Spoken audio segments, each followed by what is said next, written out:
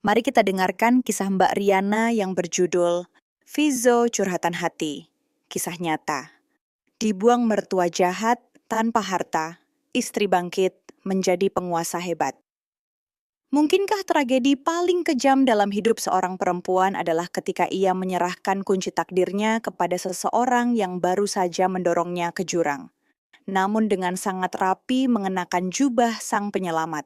Hujan rintik di Jakarta turun membombardir atap-atap seng yang berkarat membawa serta hawa dingin yang menusuk tulang di tengah malam yang kelam. Udara terasa berat bercampur dengan aroma aspal basah dan tanah yang lembab. Di dalam pabrik tenun tradisional milik keluarga Kusuma, suara alat tenun kayu masih terdengar berdetak berirama. Kirana duduk di sana di bawah cahaya lampu kuning yang temaram. Jari jemarinya yang kasar, karena tempaan kehidupan pedesaan bergerak begitu lincah membelai setiap helai benang sutra yang paling lembut dan berkilau. Setiap tarikan benang bukan hanya berisi keringatnya, melainkan juga harapan untuk menyisihkan lembaran rupiah demi keluarga di kampung halaman. Budaya Nrimo rasa pasrah dan menerima nasib dengan ikhlas telah mengakar begitu dalam di aliran darahnya, mengubahnya menjadi bayangan yang sunyi, patuh dan tak kasat mata di tengah kerasnya ibu kota yang penuh jebakan. Baru setelah peluit tanda pergantian giliran kerja memecah keheningan malam, Kirana bergegas mengenakan jas hujan tipisnya melangkah cepat menyusuri gang gelap yang mengarah ke rumah kosnya yang sempit. Kegelapan seakan menelan cahaya lampu jalan yang redup. Suara guruh yang menggelegar menenggelamkan suara langkah kakinya yang ragu-ragu. Tiba-tiba, bayangan sosok pria berbadan besar muncul dari sudut gang yang pekat memblokir satu-satunya jalan keluar. Bau tajam asap rokok murahan menusuk hidungnya. Sebuah tangan kasar mencengkeram bahunya dengan paksa merampas tas anyaman rotan miliknya. Kirana panik melangkah mundur dengan gemetar, hingga tumitnya membentur tepian batu tajam, menggores kulitnya hingga berdarah. Jeritan minta tolongnya tertelan oleh deru hujan badai. Tepat di saat keputusasaan mencekiknya hingga ke kerongkongan, sebuah kilatan cahaya menyilaukan dari lampu sorot mobil mewah membelah tirai hujan. Siluet tubuh yang tinggi dan gagah melompat keluar dari kendaraan itu. Baskara, putra tunggal sekaligus pewaris kekayaan keluarga Kusuma. Gerakan tangannya begitu cepat, suara pukulan yang tumpul terdengar memecah malam. Para preman itu berpura-pura panik, melemparkan tas Kirana ke tanah, lalu berlari terbirit-birit menghilang ke dalam kegelapan. Baskara berbalik, napasnya sedikit terengah butiran air hujan yang samar mengalir, menuruni wajahnya yang tenang. Ia melepaskan jas mahalnya lalu menyampirkannya di atas bahu Kirana yang sedang menggigil hebat. Kehangatan dari kain wol kelas atas itu langsung menyelimuti tubuh kecilnya, membawa serta aroma maskulin yang dalam aroma kayu cendana dan janji sebuah perlindungan. Di dalam ruang kesehatan pabrik Kusuma yang sunyi, suasana begitu hening hingga Kirana bisa mendengar dengan jelas detak jantungnya sendiri yang bergemuruh tak karuan di dalam dadanya. Baskara berlutut dengan satu kaki di atas lantai ubin yang dingin, celana kain mahalnya basah kuyup oleh air hujan. Ia mengangkat tumit telanjang Kirana yang berdarah meletakkannya dengan sangat hati-hati di atas lututnya. Telapak tangannya terasa sangat panas. Jari jemarinya yang panjang dan lentik mengusap lembut kulit Kirana yang pucat pasi karena kedinginan. Sebuah sentuhan yang membelai sengaja, namun seolah tak disengaja menyusuri lekukan pergelangan kakinya, membuat Kirana seketika merinding. Ia menggigit bibirnya kuat-kuat berusaha mati-matian menahan getaran hebat yang membanjiri aliran darahnya. Berasal dari desa miskin dan selalu dipandang sebelah mata, ini adalah kali pertama ada seorang pria terhormat yang memperlakukannya seolah ia adalah perhiasan yang sangat berharga. Hembusan napas Baskara yang hangat menyapu punggung kakinya. Tatapan pria itu terangkat begitu dalam, begitu lembut, mengunci erat sepasang mata Kirana yang mulai berkaca-kaca. Jarak antara kedua wajah mereka perlahan menyempit. Tarikan napas yang saling memburu, tatapan yang saling menjerat meregangkan sebuah benang tak kasat mata di udara. tepat di saat bibir Baskara hanya berjarak 1 embusan napas dari pipi Kirana. Trak, suara tajam dari ujung tongkat kayu yang membentur lantai marmer seketika menghancurkan atmosfer yang kental itu. Kirana tersentak kaget dan menarik kakinya dengan cepat, napasnya terengah-engah, jantungnya berdebar kencang, seakan ingin melompat keluar. Dari sudut gelap lorong yang sunyi, Nyonya Widya, nyonya besar keluarga Kusuma, yang sangat berkuasa melangkah keluar. Ia mengenakan gaun Chongsam Sutra, kualitas terbaik dan berlian di jari-jarinya memancarkan kilau yang sangat dingin dan tajam. Wanita paruh baya itu sama sekali tidak menatap putranya, melainkan mengunci tatapan menilainya langsung pada Kirana. Sorot mata itu bukanlah kemarahan seorang ibu yang memergoki putranya sedang bermesraan dengan buruh pabrik rendahan. Sebaliknya, itu adalah tatapan seorang pedagang ulung yang sedang menghitung nilai sebuah barang dagangan. Ia melangkah perlahan menatap tangan Kirana yang penuh kapalan. Namun menyadari bahwa tangan itulah yang telah menciptakan warna tenun sutra paling brilian yang pernah dimiliki pabrik Kusuma. Kepasrahan, kepatuhan, dan latar belakang Kirana yang tidak memiliki bekingan adalah tepat apa yang sangat diidamkan oleh Nyonya Widya. Sebuah mesin pencipta yang tidak akan pernah menuntut haknya seseorang, yang akan memberikan seluruh jiwa raganya, hanya karena seuntai rasa balas budi. Nyonya Widya tersenyum sebuah senyuman tipis dan pucat lalu berbicara dengan nada yang lembut, namun membawa hawa sedingin es. Meminta Kirana masuk ke mobil untuk diantar pulang oleh sopir. Berdiri di teras rumah kos yang reot hujan mulai mereda. Baskara berdiri di hadapan Kirana, melingkarkan lengannya merengkuh bahu rapuh gadis itu ke dalam pelukannya. Tangan pria itu menyusup ke sela-sela rambut. Kirana yang basah meluncur turun, mengusap punggungnya yang masih sedikit gemetar. Kirana menyandarkan wajahnya ke dada bidang itu, menutup matanya rapat-rapat. Ia bisa mendengar jantungnya sendiri, menyerukan nada-nada penyerahan diri. Rasa syukur yang melimpah kerinduan yang sangat dalam akan tempat bernaung telah meruntuhkan habis-habisan benteng pertahanan terakhirnya. Baskara menunduk membisikkan janji manis ke telinganya tentang sebuah pernikahan. Tentang sebuah rumah di mana Kirana tidak akan pernah lagi merasakan penderitaan. Kirana menenggelamkan dirinya lebih dalam ke pelukan itu, membiarkan air mata kebahagiaan jatuh berlinang.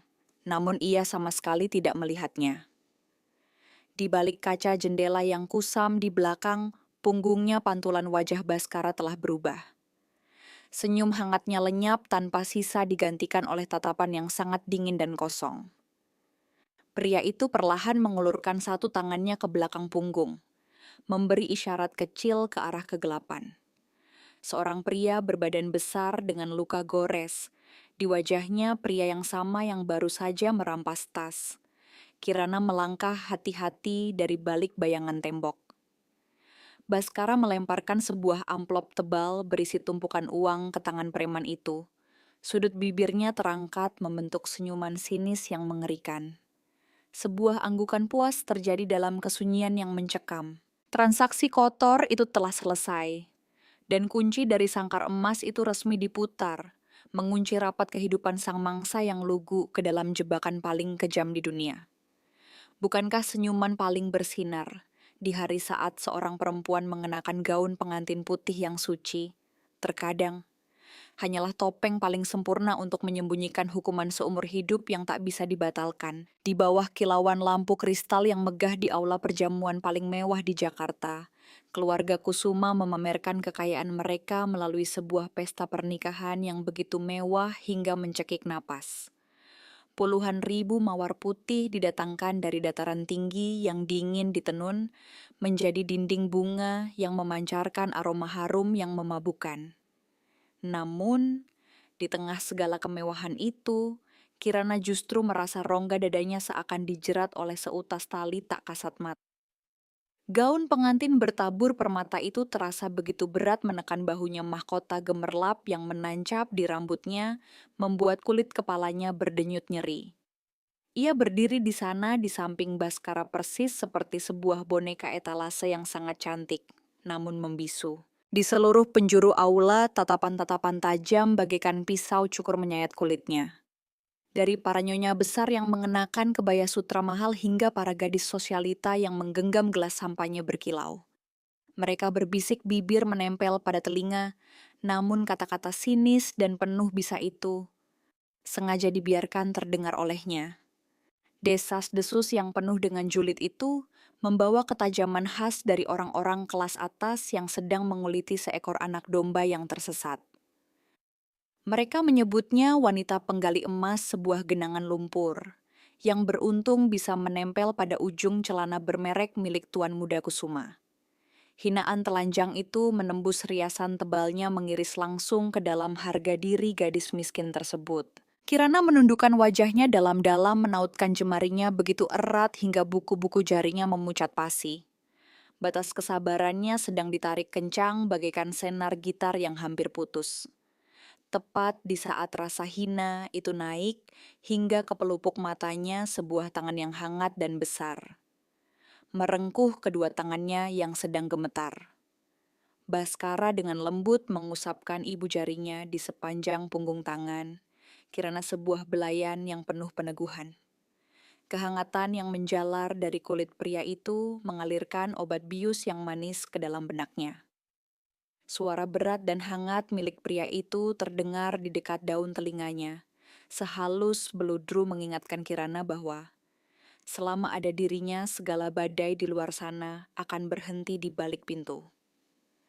Budaya Nrimo pengorbanan seorang perempuan yang dididik untuk patuh dan menerima kembali bangkit Wukokamwe, menghancurkan perlawanan-perlawanan lemah terakhir di dalam jiwanya. Malam pun turun.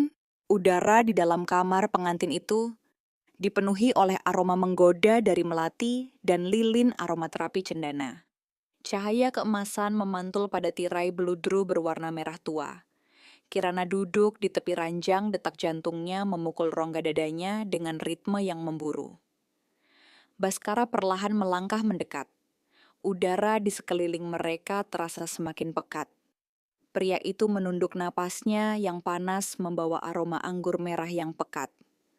Berhembus menyusuri garis leher, Kirana yang jenjang.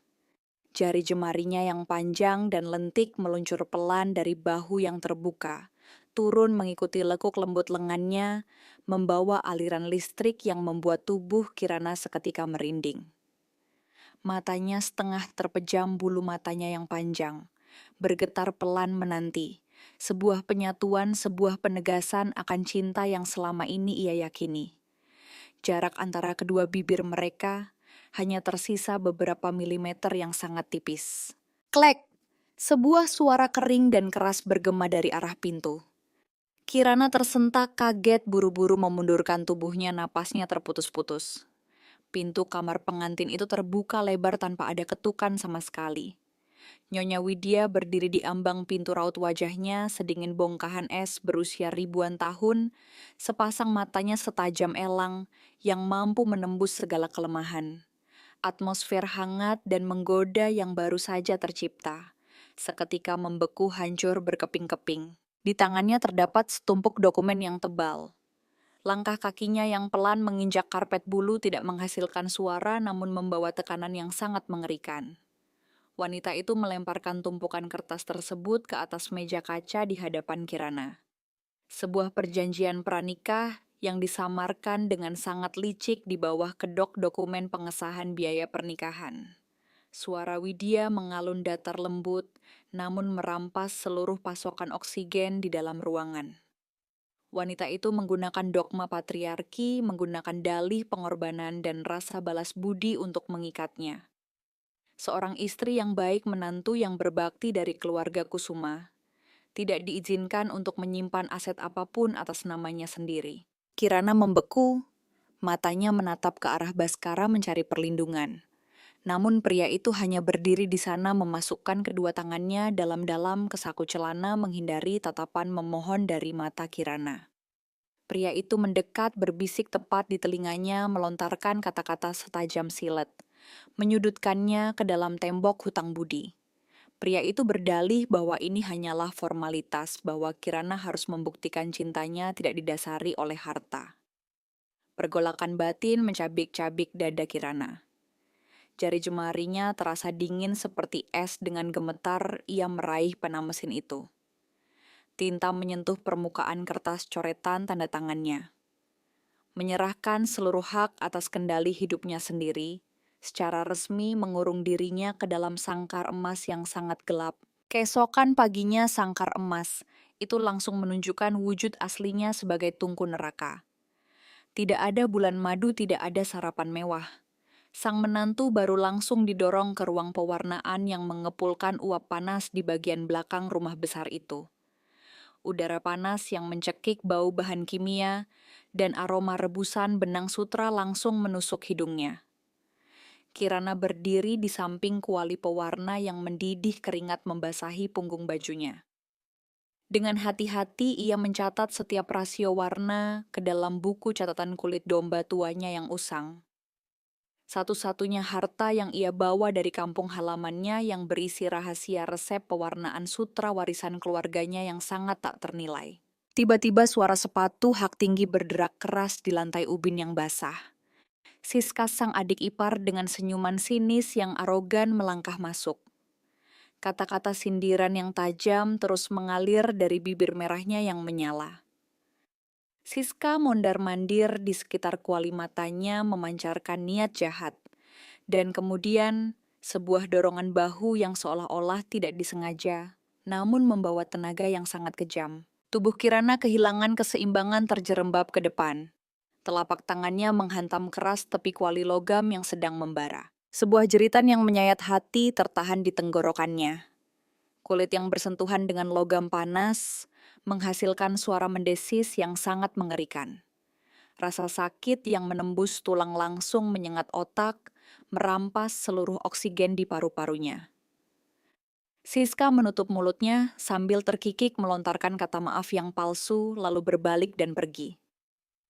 Kirana tersungkur di lantai yang basah memegangi tangannya yang melepuh dan memerah. Air mata tumpah dari sudut matanya bercampur dengan keringat yang pedih. Menyeret langkahnya ke kamar mandi yang gelap, Kirana memutar keran membiarkan aliran air dingin yang menusuk mengguyur luka bakarnya yang berdenyut-denyut menyakitkan. Isak tangis yang tertahan hancur di tenggorokannya. Ia menggigit handuk kuat-kuat agar suara tangisannya tidak terdengar keluar. Pada saat yang sama, melalui celah pintu yang setengah terbuka, ia melihat siluet Nyonya Widya berjalan dengan santai, dan di tangannya terdapat buku kulit domba yang berisi seluruh formula rahasianya. Wanita tua itu telah merampasnya dengan kejam, mengambilnya untuk dipatenkan di bawah nama keluarga Kusuma. Merampas tetes keringat terakhir milik Kirana. Jantung Kirana seakan diremas kuat, kemarahan mulai berdarah di tengah kepasrahannya. Kembali ke kamar tidur yang megah, ia mencari gulungan perban dengan gemetar.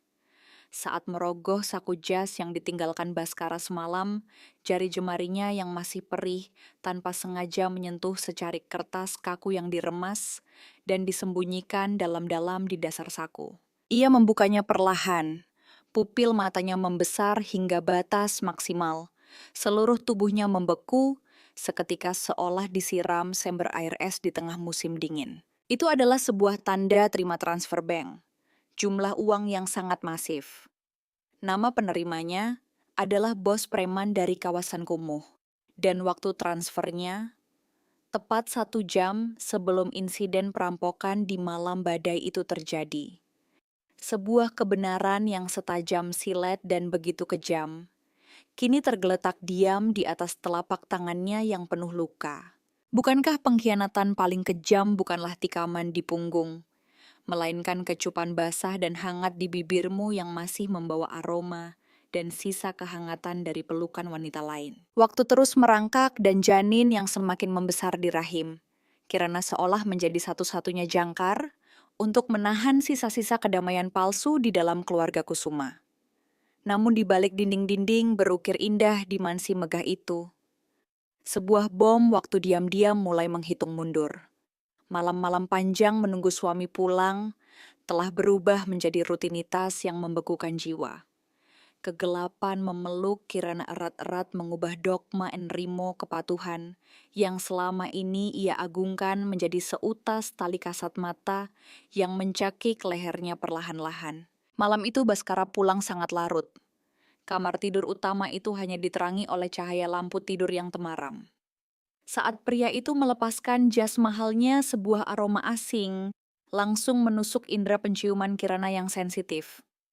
Itu bukan aroma kayu cendana yang menenangkan, melainkan aroma mawar hitam yang tajam pekat oleh dominasi parfum mewah milik seorang wanita.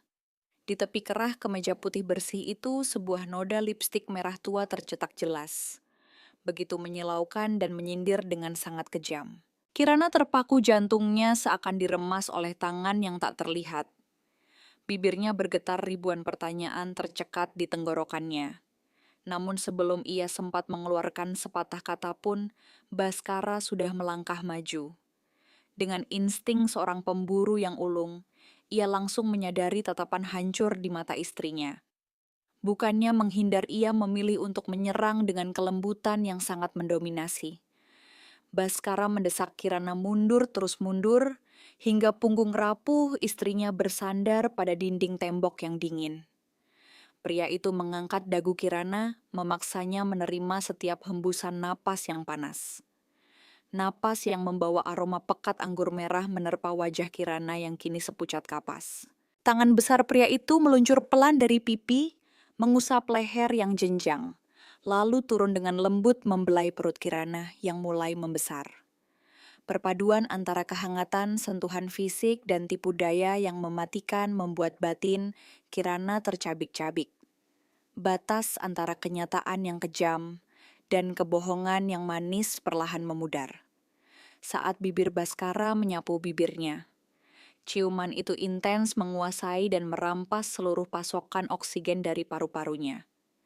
Ritmenya berubah dari bujukan yang lembut menjadi tuntutan yang kuat, menekan tubuh tegapnya ke tubuh Kirana, menutup segala ruang bagi istrinya untuk melawan. Bisikan-bisikan manis dituangkan ke telinga. Kirana sehalus sutra, jangan berpikir macam-macam sayang. Semua pertemuan di luar sana itu demi masa depan anak kita. Alin hanyalah rekan bisnis. Kirana memejamkan matanya rapat-rapat, membiarkan air mata merembes keluar dari sudut matanya, tenggelam dalam keintiman yang penuh kepalsuan.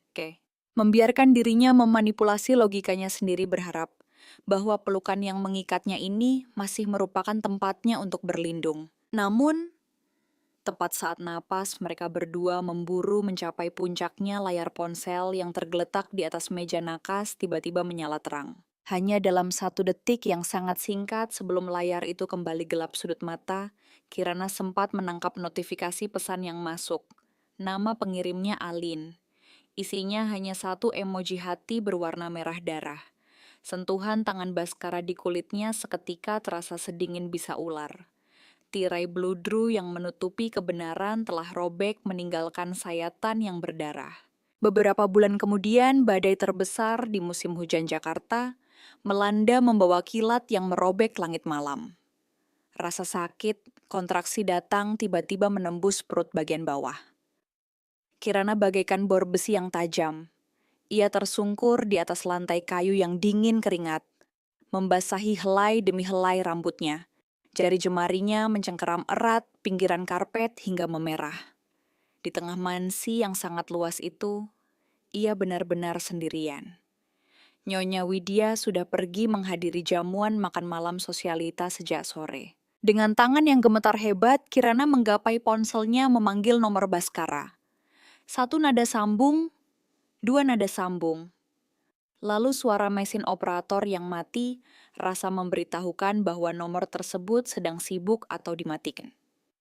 Rasa sakit fisik yang merobek tubuhnya tidak ada apa-apanya dibandingkan dengan badai kemarahan dan keputusasaan yang mengoyak kewarasannya.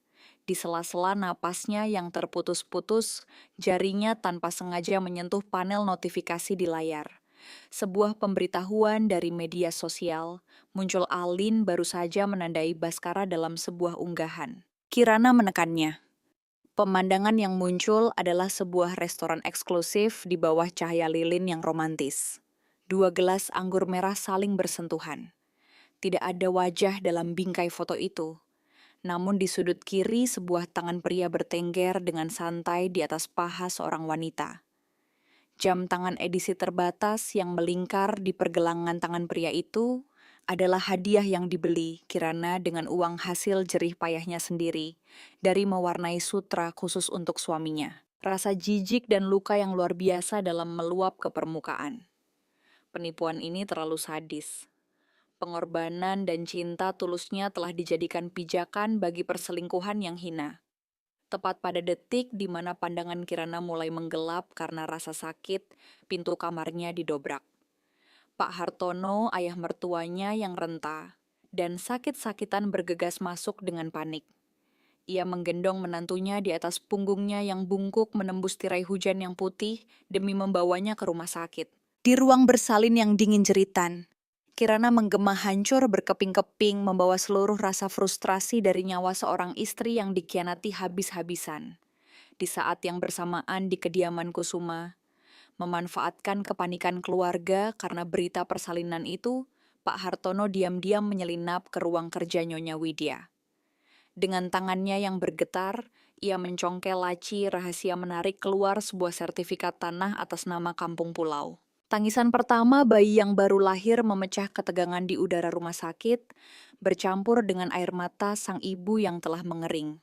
Kirana memeluk makhluk kecil yang rapuh itu ke dadanya. Tatapannya tidak lagi menyimpan kepasrahan yang lemah, melainkan telah membeku menjadi lapisan es yang sangat dingin dan mematikan. Pintu kamar rawat terbuka perlahan. Pak Hartono melangkah masuk diam-diam, menyisipkan sebuah amplop usang ke bawah selimut. Kirana lalu membisikkan sebuah rahasia mengerikan tentang rencana kejam keluarga Kusuma, yang baru saja ia dengar secara diam-diam. Jantung Kirana seakan berhenti berdetak selama satu ketukan. Tangannya mencengkeram erat ujung amplop. Itu matanya melebar menatap ruang kosong di hadapannya, menyadari satu hal mutlak. Pertempuran paling berdarah untuk merebut kembali hak hidupnya sekarang baru saja dimulai. Adakah senjata yang lebih kejam daripada menggunakan naluri keibuan yang suci untuk ditempa menjadi sebilah pisau lalu dengan dingin memaksa seorang ibu merobek urat nadinya sendiri? Malam yang turun menyelimuti ibu kota Jakarta membawa serta keheningan yang mencekam, sebelum akhirnya dirobek paksa oleh suara-suara yang memekakkan telinga. Bunyi pecahan kaca dan benturan logam bergema dari arah gerbang besi berukir megah milik Mansi Kusuma. Bau terasi busuk yang menyengat bercampur dengan aroma cat merah yang menyala seperti darah segar menembus udara dan menodai dinding marmer putih yang suci. Di ruang tamu yang luas, lampu kristal dimatikan hanya menyisakan cahaya remang-remang dari lampu jalan yang menembus masuk melalui jendela. Kirana memeluk makhluk kecilnya erat-erat ke dadanya, mundur dalam-dalam. Ke sudut tembok seluruh tubuhnya bergetar hebat bagaikan sehelai daun di tengah badai. Bayi di pelukannya menangis histeris, hembusan napasnya yang panas menempel erat pada dada sang ibu yang naik turun memburu karena ketakutan. Dari halaman luar makian dan teriakan kasar, menggema mengancam akan membakar. Habis rumah itu mengancam akan menculik sang bayi sebagai jaminan jika hutang raksasa itu tidak segera dilunasi. Kirana menggigit bibirnya kuat-kuat, hingga terasa rasa anyir darah matanya yang panik menyapu ke sekeliling, mencari tempat untuk berlindung. Namun Baskara, pria yang seharusnya menjadi pelindung keluarga, hanya duduk tertunduk di atas sofa, kulit asli kedua tangannya mengacak-acak rambutnya yang biasanya tertata rapi, menghembuskan napas putus asa yang seolah tanpa daya. Nyonya Widya melangkah turun dari tangga kayu jati, mengenakan gaun sutra hitam yang kusut, wajahnya yang berias pucat, tampak dibanjiri air mata. Wanita itu menanggalkan seluruh arogansinya sebagai nyonya besar, memainkan peran sempurna sebagai seorang perempuan tua yang hancur karena kebangkrutan keluarga. Langkah kakinya yang pelan menyeret mendekati Kirana. Ia jatuh berlutut di atas lantai marmer yang membeku kedua tangannya, yang dihiasi cincin berlian bergetar memegang erat ujung rok menantunya yang berasal dari kelas bawah. Air mata buaya menetes bercampur dengan permohonan yang telah diracuni oleh dogma patriarki dan budaya kepatuhan yang sangat keras. Sambil terisak, ia bercerita tentang kehancuran perusahaan, tentang mafia kejam di luar sana yang sedang mengincar nyawa cucu penerus keluarga. Ia berbisik ke telinga Kirana dengan suara yang sangat menghipnotis, menyudutkannya ke dalam kebuntuan moral. Bahwa seorang ibu sejati harus berani berkorban demi menyelamatkan darah dagingnya. Bahwa surat cerai yang tergeletak di atas meja itu bukanlah sebuah penolakan, melainkan sebuah cara memutus tali pernikahan secara hukum agar para lintah darat tidak bisa menyentuh ibu dan anak itu. Ia menjanjikan masa depan yang aman diserati 100 juta rupiah, sebagai modal untuk membawa anaknya lari dan bersembunyi dari kekacauan ini. Pergolakan batin mencabik-cabik jiwa Kirana. Jantungnya berdebar keras, berdenyut menyakitkan. Ia mengangkat matanya yang basah oleh air mata menatap ke arah Baskara. Pria itu berdiri melangkah pelan mendekatinya. Jarak semakin menyempit, udara di sekeliling mereka terasa tersedot habis. Baskara menekan tubuh tegapnya, menyudutkan Kirana ke sudut mati tembok. Tangannya meluncur dari bahu, menyusup ke dalam rambut Kirana yang berantakan, lalu mengangkat dagunya. Hembusan napasnya yang membara menerpa kulit Kirana, membawa serta belayan yang penuh kepalsuan. Sepasang mata pria itu yang dalam mengunci tatapan istrinya memohon sebuah pengertian. Jari jemarinya yang panjang mengusap pelan rahang.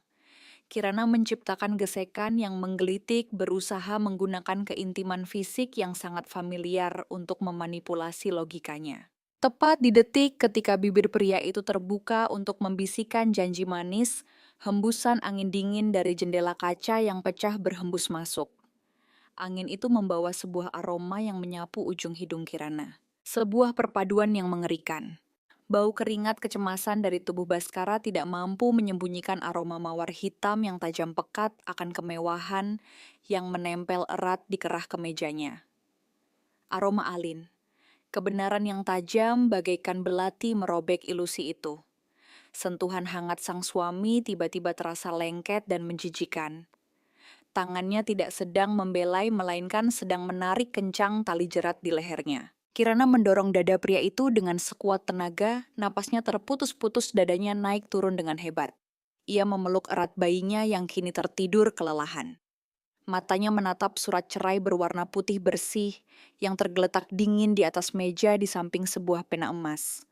Syarat-syarat yang telah disusun dengan sangat teliti, merampas seluruh haknya, menolak segala bentuk pembagian harta Gonogini, tidak ada satupun celah. Air mata jatuh membasahi pipinya, namun tatapan Kirana tidak lagi memancarkan kepolosan. Ketakutan itu telah digantikan oleh insting melindungi dari seekor induk hewan peliharaan yang terpojok di ujung jalan. Langkah kakinya terasa sangat berat saat berjalan mendekati meja. Ujung jari-jarinya sedingin es dengan gemetar menyentuh batang pena logam itu. Rasa dingin menjalar langsung ke sumsum tulang belakangnya. Ia menunduk memejamkan matanya rapat-rapat. Suara gesekan ujung pena di atas kertas menghasilkan bunyi yang kering dan mengiris. Setiap goresan tanda tangan yang terukir adalah saat di mana ia menggergaji sendiri rantai sangkar emas itu, menerima nasib dibuang ke jalanan dengan tangan kosong, hanya untuk menukar secarik kehidupan bagi darah dagingnya. Tepat saat goresan tinta terakhir selesai, Nyonya Widya dengan kecepatan seekor ular berbisa yang menerkam mangsa merampas kertas itu dari atas meja. Ekspresi wajah wanita tua itu berubah dalam sepersekian detik, tidak ada lagi sisa-sisa air mata keputusasaan melainkan digantikan oleh senyuman sinis yang sangat puas. Pada saat yang sama, sebuah keheningan yang membekukan darah tiba-tiba turun menyelimuti. Teriakan makian dan suara pecahan barang di luar gerbang mendadak berhenti total serentak dan begitu presisi hingga terasa tidak masuk akal. Tidak ada suara sirene polisi, tidak ada suara langkah kaki yang melarikan diri. Persis seperti sebuah panggung sandiwara yang tirainya baru saja diturunkan saat sang sutradara meneriakkan kata potong. Kirana membeku di tempatnya, pupil matanya membesar.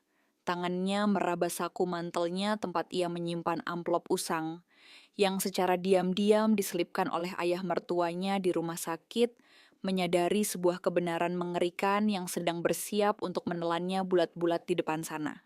Mungkinkah penghinaan paling mutlak bagi seorang perempuan bukanlah saat Palu Hakim meresmikan perceraiannya, melainkan detik di mana ia menyadari bahwa harga dari kebaikan hatinya ternyata begitu murah, bahkan tak cukup untuk ditukar dengan sekotak susu bagi bayi yang menangis kelaparan di dekapannya. Langit Jakarta di siang hari bagaikan tungku yang menyala rupa-rupa. Terik matahari menghantam aspal jalanan tanpa ampun, menguapkan gelombang panas yang mencekik napas. Kirana melangkah gontai keluar dari pintu kayu ek yang berat di gedung pengadilan. Kaki telanjangnya yang berdarah hanya beralaskan sandal tipis yang sudah aus. Di pelukannya, makhluk kecilnya menangis lemah karena kehausan dan kepanasan keringat membasahi punggung tipis sang ibu. Tepat di belakangnya, keluarga Kusuma melangkah keluar. Penuh keangkuhan, berbalut kemewahan, memancarkan aura kemenangan dari mereka yang berkuasa. Nyonya Widya menghentikan langkahnya tepat di atas undakan marmer. Tidak ada lagi air mata keputusasaan. Tidak ada lagi permohonan dari seorang nenek yang mencintai cucunya seperti malam sebelumnya. Wanita tua itu berdiri tegak menatap ke bawah dengan sorot mata yang biasa digunakan untuk melihat seekor semut kotor. Kirana melangkah mendekat bibirnya yang kering dan pecah-pecah mengeluarkan suara yang serak dan bergetar. Ia menanggalkan seluruh harga dirinya, hingga ke dasar lumpur membuang gengsinya jauh-jauh memohon, dan mengingatkan tentang janji 100 juta rupiah, agar ia bisa membawa anaknya pergi jauh. Sebuah tawa yang melengking. Setajam pecahan kaca bergema memecah udara. Nyonya Widya tersenyum sinis melepaskan setiap kata dengan perlahan sangat lembut, namun berlapis racun yang mematikan. Wanita itu mengungkapkan sebuah kebenaran yang merobek gendang telinga. Tidak pernah ada uang 100 juta rupiah. Tidak ada komplotan mafia yang mengancam keluarga Kusuma. Semua suara pecahan kaca, semua teror terasi dan cat merah semalam hanyalah naskah sandiwara murahan yang ia sutradarai sendiri untuk menipu Kirana agar secara sukarela menandatangani surat pelepasan harta. Ketukan palu pengadilan barusan telah resmi menghapus nama Kirana dari segala haknya. Sekarang wanita itu hanyalah sampah yang harus dibuang. Kenyataan sadis itu menghantam dada Kirana bagaikan sebuah godam raksasa. Napasnya tercekat di pangkal tenggorokan. Ia menoleh dengan panik menatap Baskara. Pria yang dulu pernah mengikrarkan janji sehidup semati di bawah rintik hujan. Pria itu kini sedang berdiri bersandar pada pintu mobil mewahnya, tangannya melingkar mesra di pinggang Alin. Sang sosialita yang mengenakan gaun perancang ternama menatap mantan istri yang malang itu dengan sorot mata penuh ejekan. Kepahitan yang ditekan selama berbulan-bulan menjadi menantu, rasa perih dari luka bakar, di tangannya pengkhianatan di malam badai. Semuanya meledak. Kirana menjerit histeris berlari ke arah Baskara. Satu tangan memeluk bayinya, erat-erat tangan lainnya terulur. Berusaha mencengkeram kemeja pria itu, mengemis secercah hati nurani terakhir untuk darah dagingnya sendiri. Namun, Baskara sama sekali tidak bergeming. Sepasang matanya membeku kejam dan tak bernyawa. Sebuah lengan yang kokoh mengayun di udara membelah angin. Plak. Sebuah tamparan keras menggunakan seluruh tenaga seorang pria dewasa mendarat dengan brutal di pipi pucat Kirana. Kekuatan benturan itu begitu dahsyat hingga tubuh rapuhnya terlempar ke udara. Lalu jatuh terjerembab ke atas aspal jalanan yang menyala bagai bara api. Rasa sakit yang melumpuhkan menjalar dari sudut bibirnya yang robek dan meneteskan darah. Bayi di dalam pelukannya menjerit ketakutan karena guncangan keras. Pemandangan di sekelilingnya berputar hebat. Tawa melengking Alin bergema menyayat hati. Udara seakan dirampas habis-habisan. Kirana meringkuk di atas aspal panas sambil memeluk bayinya, merasakan penghinaan yang membakar hangus setiap sel di tubuhnya. tepat pada detik di mana sisa kehidupan seolah akan padam. Sebuah suara benturan tumpul terdengar menyela tawa kemenangan para penjahat itu. Bruk, Pak Surya sang ayah mertua yang renta tiba-tiba memegangi dada kirinya dengan kuat ambruk dan jatuh ke tanah tepat di samping roda mobil. Wajahnya berkerut menahan penderitaan yang luar biasa, napasnya tersengal-sengal tersedak dan memburu. Nyonya Widya dan Baskara seketika panik melepaskan pelukan mereka dan bergegas berlari menopang tubuh tua itu. Pemandangan di depan gerbang pengadilan mendadak menjadi kacau balau. Teriakan memanggil ambulans. Suara langkah kaki yang berlari mondar-mandir. Tidak ada satupun dari mereka yang peduli lagi pada sosok wanita malang yang terkapar setengah mati di atas jalanan. Di tengah kepanikan yang luar biasa itu, sebuah tangan kurus yang dingin keriput dan gemetar tiba-tiba menyelinap dari balik kerumunan kaki, menggenggam erat jari jemari Kirana yang sedang bergetar hebat. Itu adalah tangan Pak Surya.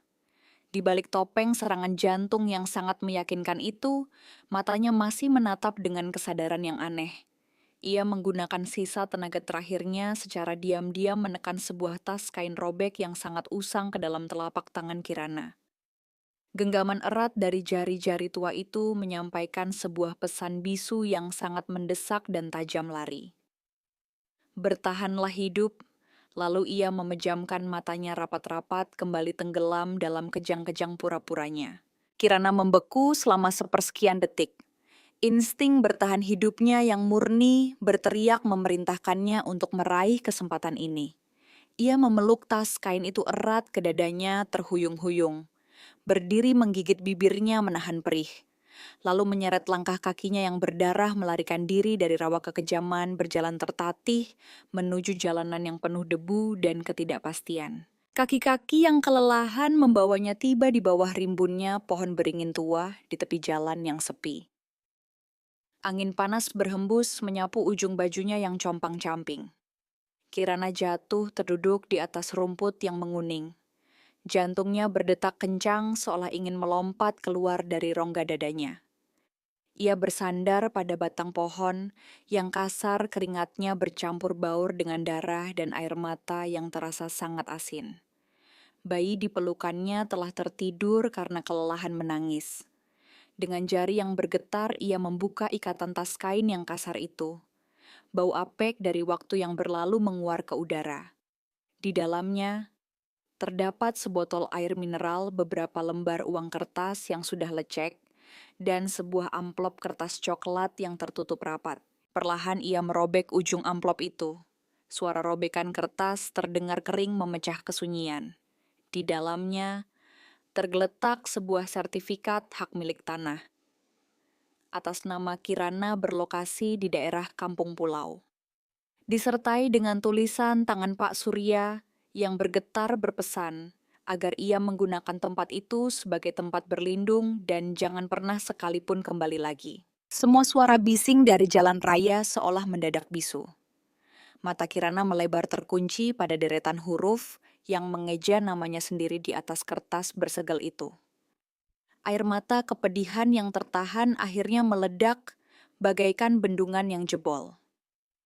Dari dalam kerongkongannya sebuah isakan sesak keluar, berubah menjadi tangisan yang hancur berkeping-keping, membawa seluruh rasa benci kebodohan masa lalu dan juga rasa kebebasan.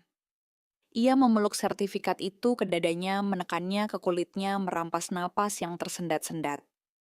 Tangisan yang dimulai dari keputusasaan yang kelam perlahan-lahan bertransformasi menjadi sebuah keheningan yang membuat bulu kuduk merinding. Batas-batas moralitas belenggu kepatuhan yang lemah telah sepenuhnya hangus terbakar oleh tamparan keras tadi. Dinding nerimo runtuh tak tersisa digantikan oleh tekad bertahan hidup yang meledak dari alam maut. Jari jemarinya meremas ujung kertas hingga meninggalkan bekas lipatan yang tajam. Tatapan matanya kini kering dan tajam menatap lurus ke ruang kosong di depannya. Kehangatan dari tubuh bayinya adalah satu-satunya api yang menahan sisa kemanusiaannya. Ia akan hidup. Ia akan bertahan hidup untuk menunjukkan pada mereka bagaimana seseorang yang dibuang ke jalanan akan bangkit dan menghancurkan mereka semua menjadi debu. Ia perlahan mengumpulkan barang-barangnya, mendekap bayinya dan berdiri. Namun, tepat pada detik, ia hendak melangkah keluar dari bayangan pohon beringin itu. Di seberang jalan raya sebuah mobil mewah, berwarna hitam pekat, mengkilap bagaikan bayangan hantu, meluncur tanpa suara dan perlahan berhenti di sana. Kaca jendela yang gelap gulita itu turun secara perlahan, hanya menyisakan celah sempit yang sangat tipis. Dari dalam kegelapan kabin yang menyisakan sepasang mata yang sangat tajam dingin dan telah merekam seluruh gerak-geriknya sejak tadi sedikit menyipit. Aroma kayu maskulin yang kuat terbawa oleh angin yang berhembus. Siapa pria yang sedang mengawasinya dari dalam bayangan itu? Dan mengapa tatapan matanya membawa perhitungan yang begitu memikat? Bukankah kekejaman terbesar dari takdir? Bukanlah saat sayap seekor burung direnggut dengan paksa, melainkan ketika burung itu dilemparkan ke dalam sangkar sempit, yang dipenuhi oleh mereka yang juga sedang berdarah, lalu dari tumpukan keputusasaan itu. Seekor serigala alfa terpaksa harus bangkit. Kegelapan di pinggiran kampung pulau menyambut Kirana dengan udara yang pekat, membawa aroma tanah basah dan wangi daun murbei yang khas. Rumah berdinding kayu reyot peninggalan Pak Surya itu bersembunyi di ujung gang sempit sunyi dan sangat terisolasi. Tidak ada lagi kilauan lampu kristal yang menyilaukan. Tidak ada lagi karpet beludru yang memanjakan langkah kaki. Di sini yang ada hanyalah derit papan lantai yang lapuk setiap kali angin malam menyusup masuk. Kirana meletakkan bayinya yang tertidur, pulas ke atas dipan bambu yang berderit menarik selimut tipis untuk menutupi tubuh mungil itu. Ia lalu jatuh terduduk di atas lantai yang dingin, menyandarkan punggung rapuhnya pada dinding kayu yang kasar. Di sekelilingnya hanyalah kegelapan yang pekat. Air matanya tidak lagi menetes. Cairan asin yang menyengat itu sepertinya telah mengering habis, lenyap bersamaan dengan kenaifan dan kelapangan dada yang bodoh dari seorang perempuan yang dulu sangat percaya pada suratan nasib. Keesokan paginya, ketika pendar cahaya matahari pertama menembus celah-celah dedaunan, Kirana melangkah keluar. Kampung pulau menampilkan wajah aslinya yang telanjang dan jujur. Ini adalah sebuah desa yang selama beberapa generasi bertahan hidup dengan memelihara ulat sutra. Berjalan menyusuri jalanan tanah merah, ia melihat para perempuan dengan punggung yang membungkuk.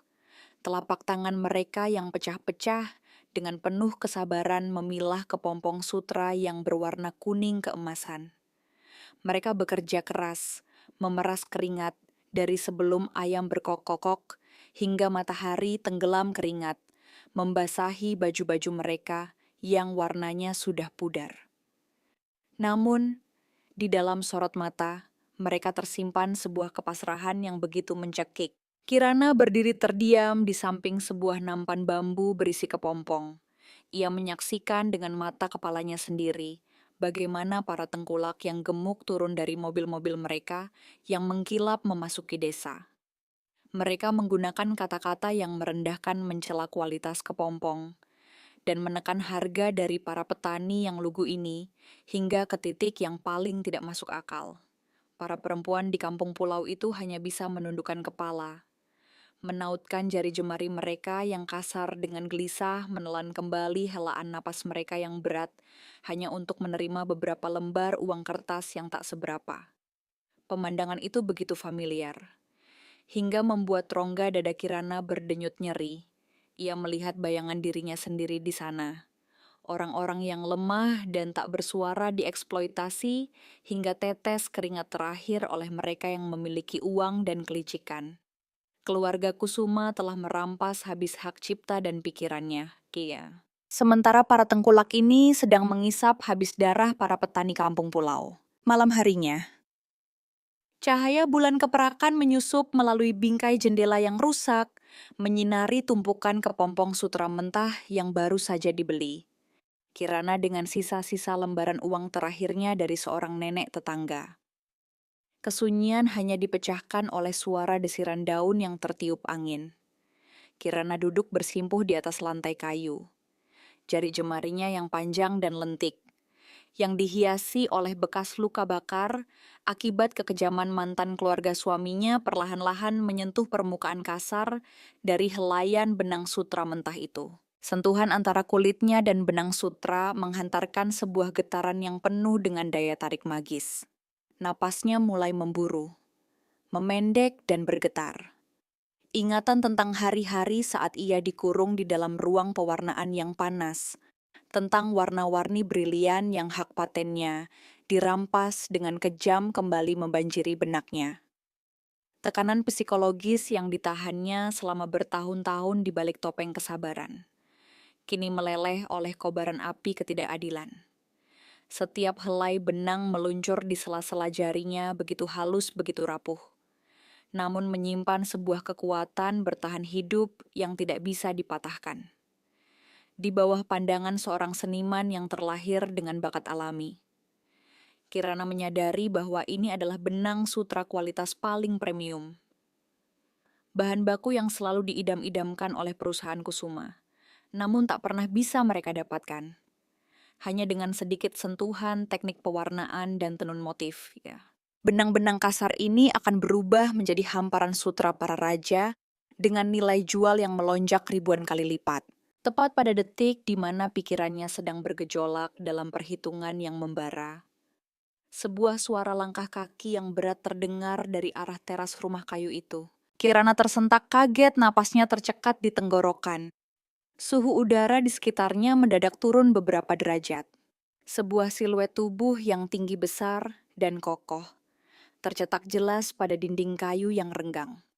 Angin malam berhembus masuk membawa serta aroma kayu maskulin yang berat bercampur dengan aroma tembakau mahal dan dinginnya embun malam. Aroma ini adalah aroma yang sama persis dengan yang menguar dari dalam. Mobil hitam misterius yang mengawasinya di bawah pohon beringin depan pengadilan. Pandangan Kirana terkunci rapat pada celah pintu yang sedikit terbuka. Di dalam kegelapan itu sepasang mata hitam yang sangat pekat, menyala oleh perhitungan dan otoritas yang sangat kuat menatap lurus ke arahnya. Sebuah tatapan yang menembus langsung ke dasar jiwanya, merampas detak jantung di rongga dadanya membuat setiap saraf di tubuhnya menegang hebat. Hanya untuk sesaat yang sangat singkat siluet itu lenyap, bagaikan sebuah ilusi yang melebur ke dalam malam. Ketika Kirana dengan gemetar melangkah keluar ke teras, tidak ada siapa-siapa di sana. Hanya ada sebuah benda kecil berbentuk persegi panjang, memantulkan cahaya bulan tergeletak sendirian di atas anak tangga kayu. Ia perlahan membungkuk memungut benda itu. Itu adalah sebuah kartu nama berwarna hitam, mate.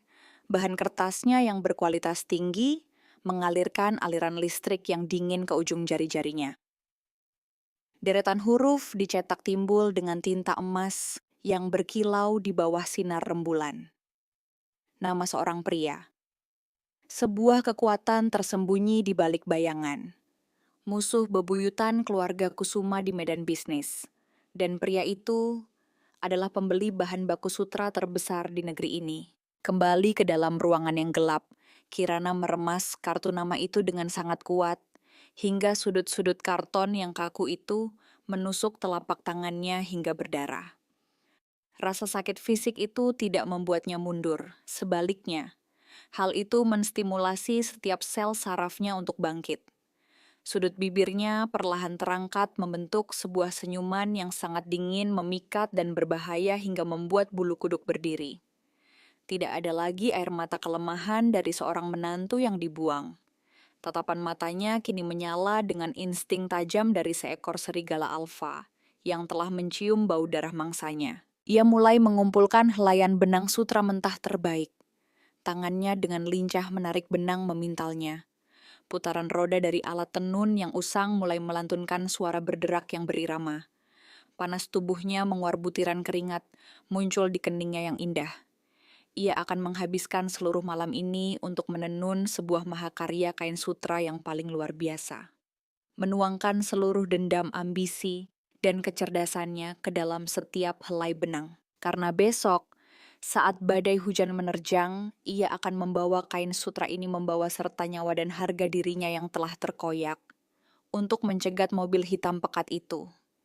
Ia akan melangkah masuk tepat ke dalam sarang sang penguasa untuk mempertaruhkan sebuah permainan hidup dan mati, tanpa pernah menyadari bahwa harga yang harus dibayar untuk membuat kesepakatan dengan iblis terkadang jauh lebih mahal daripada sebuah jiwa.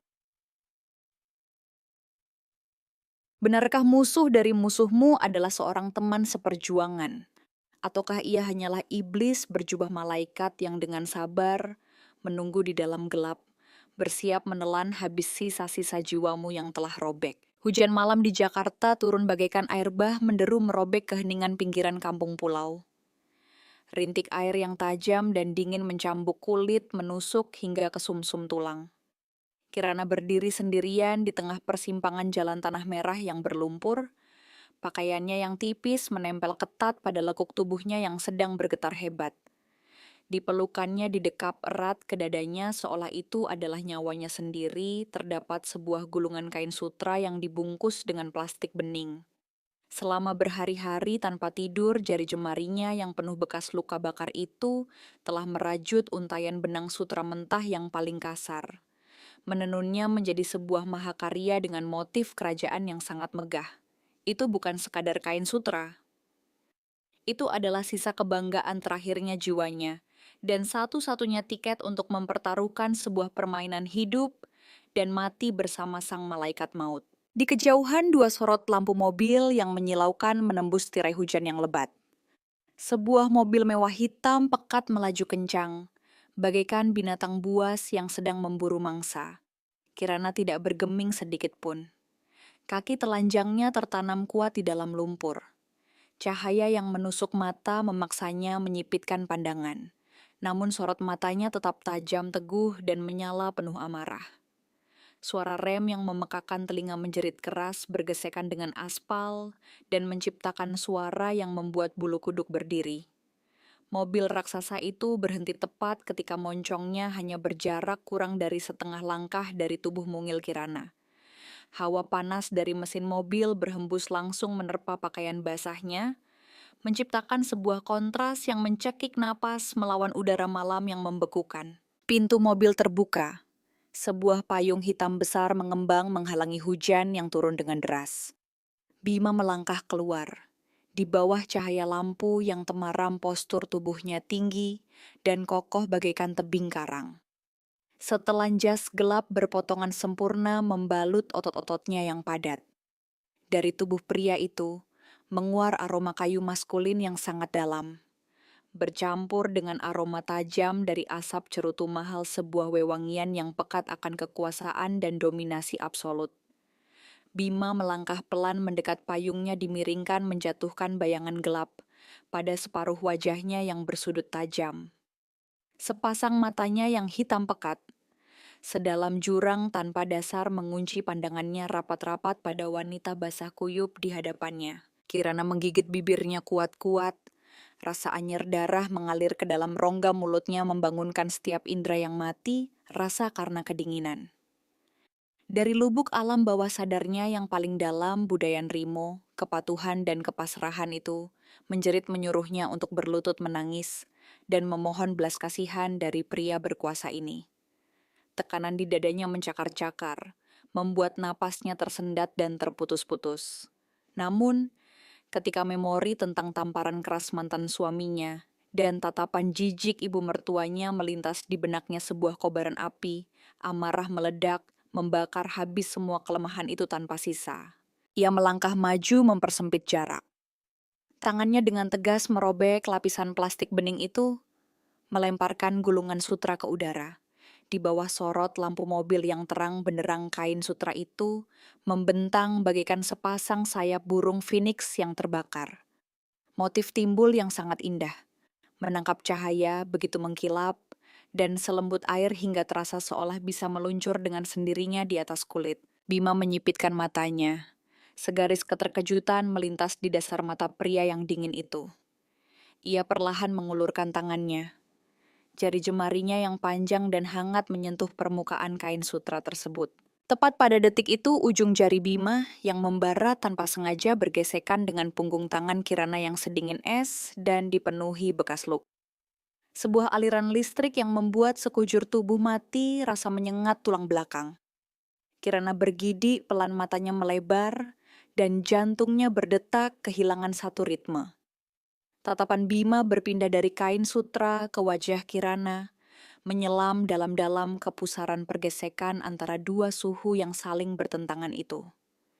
Tepat saat keintiman yang sangat menggoda itu hampir melewati batas kewajaran. Suara guntur yang memekakan telinga meledak di atas kepala mereka, mengoyak atmosfer yang begitu kental, menarik paksa keduanya kembali ke arena permainan realitas yang kejam. Kirana menarik tangannya, dadanya naik turun memburu.